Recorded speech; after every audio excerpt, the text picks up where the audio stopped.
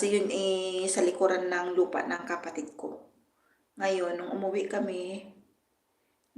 welcome Sisi Koy, nung umuwi kami, sabi ng asawa ko, nakatuwaan niya, sabi niya, bilhin na kaya natin tong nasa harap. Kasi nga, yung harap kasi lupa ng kapatid ko. Which is nasa likuran kasi ako. Dahil kubo lang naman ang gusto ko before. Kasi nga may bahay nga ako sa Cavite, di ba? So hindi naman ako nangarap ng maraming bahay kasi nga wala naman akong pera. Oo, nag-iipon ako syempre para sa aking mga college. Ngayon, ang ending doon sa silipin ko muna si Sinati. Ang ending doon,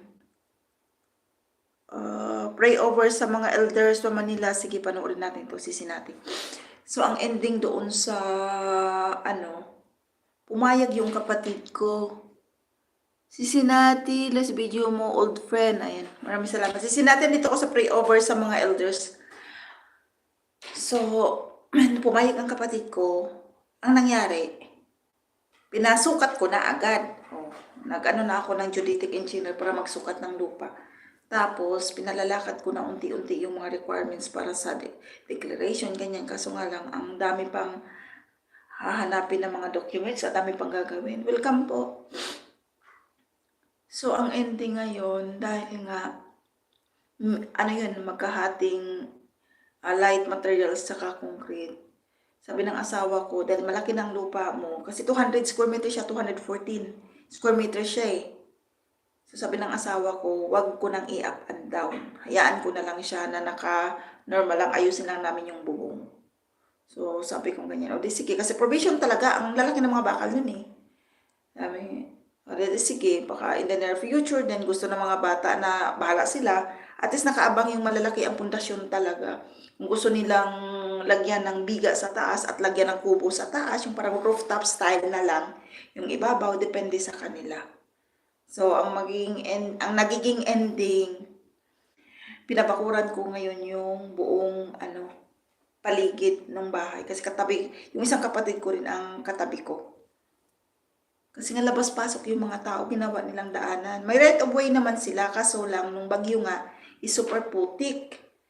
Napakaputik doon ang ending. Doon nga sila dumadaan sa gilid ng bahay ko, which is hindi ako komportable na nagdadaan-daanan sila doon. Kasi private property yun eh. So, yun. Kaya sabi ko sa asawa ko, bahala ka, alam mo ang gagastusin mo dyan. Hindi naman siya na-shock sa gastos. Kasi magastos talaga sa Pilipinas. Kasi yung initial nga namin na materials, inabot na ako ng almost 40. Initial na materials pa yon. Sabi ng mga kapatid ko, kulang to. Nag-initial lang kasi ako ng 500 na hollow blocks. Sabi ng mga kapatid ko, kulang to. Siguro mga another, another kalahati pa, siguro 1,000, another 500 pa siguro. So, titingnan natin. Sabi niya mga bakal, kulang talaga to eh. Sabi ko, wala eh. Kailangan natin i-secure yung bahay sa panahon ngayon kasi mahirap talaga. Mahirap talaga guys, sa panahon ngayon. Kasi nga, nung nakaraan kasi meron nang umakyat doon sa, open pa kasi yung bintana doon sa CR.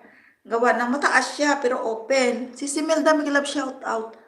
Kasi sabi ko, palalagyan ko yun ng jealousy. Kaya lang, nung pag-uwi namin ngayon, sabi ng asawa ko, huwag mo nang palagyan kasi ipagiba namin yung pader na yon kasi i-extend namin. Kasi nung nasukat na ang lupa, malaki pa pala ang space ko sa likod. So, ang sabi ng asawa ko, lakihan na namin yung CR.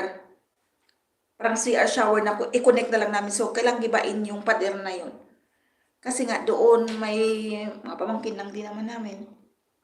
Umaakyat doon. Pumapasok sa bahay na walang tao nung ginagawa sa loob. Eh, nauso yung sa atin ngayon yung gumaganyan. Natatakot ako. Kasi mamaya baka madamay anak ko. Wala naman yung anak ko dyan, nag-aaral. Sabi ko nung ginagawa sa loob ng bahay namin na wala naman tao. At saka nakasara. Doon dumadaan sa bintanang maliit na sa CR. Kaya pinalagyan ko ng CCTV yung sa may kusina. May kusina at saka harap ng bahay ko. Pinalagyan ko talaga ng CCTV. Tapos sabi ng asawa ko para secure, ayan. Lagyan na natin ng bakod. Sabi ko temporary or kalahati lang, ayaw niya.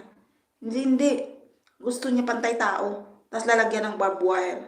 O di yan, Umakyat pa kayo.